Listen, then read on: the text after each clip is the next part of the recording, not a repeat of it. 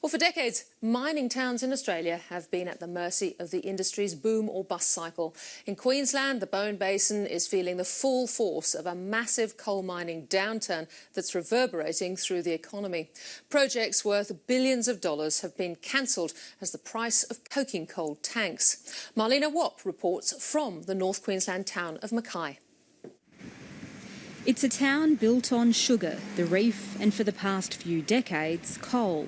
But the mining slowdown is cutting through, slowly grinding down profit margins. If things don't pick up in the near future, there's going to be a lot of good companies in Mackay that have set up for the mining industry that are going to be closing down. At the height of the boom, this family-owned engineering business ran 7 days a week, but not now. There was no work coming in the door.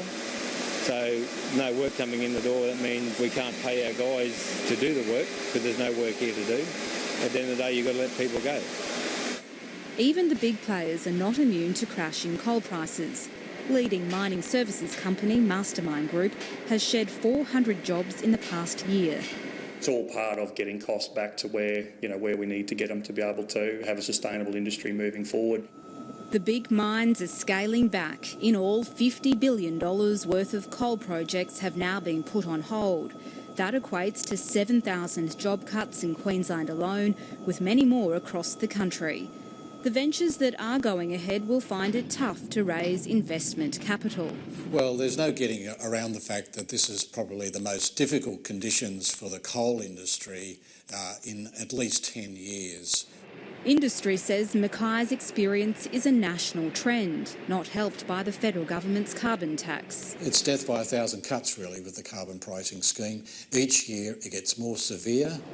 Despite coalition promises to scrap the tax and indications the government will rethink its scheme, locals fear that even if coal prices start to recover, Mackay will need to reassess. The mines need to make money like every other business, so their input costs, the cost of supplying the mines is going to have to be a lot less. We're going to have to do a lot more productively. We've done everything within our power to look at our own costs and our own processes internally and how we can reduce our costs and pass that cost on to our client. 3 years ago, Brett Hamson took a plunge by investing hundreds of thousands of dollars in state-of-the-art welding technology for his mining services startup.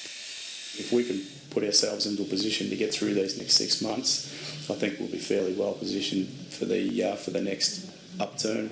Now, a city once accustomed to the benefits of the mining boom will be working even harder to keep the mining dollars rolling in. The politicians of the day need to actually confront the fact that the statistical information is not really showing them or indicating to them what the underlying effects are happening in the economy. There's plenty out there that have ideas and have theories on when it might turn around, but our strategy is just get our business right for what's in front of us immediately, and then we'll deal with whatever happens next. Something everyone wants to know.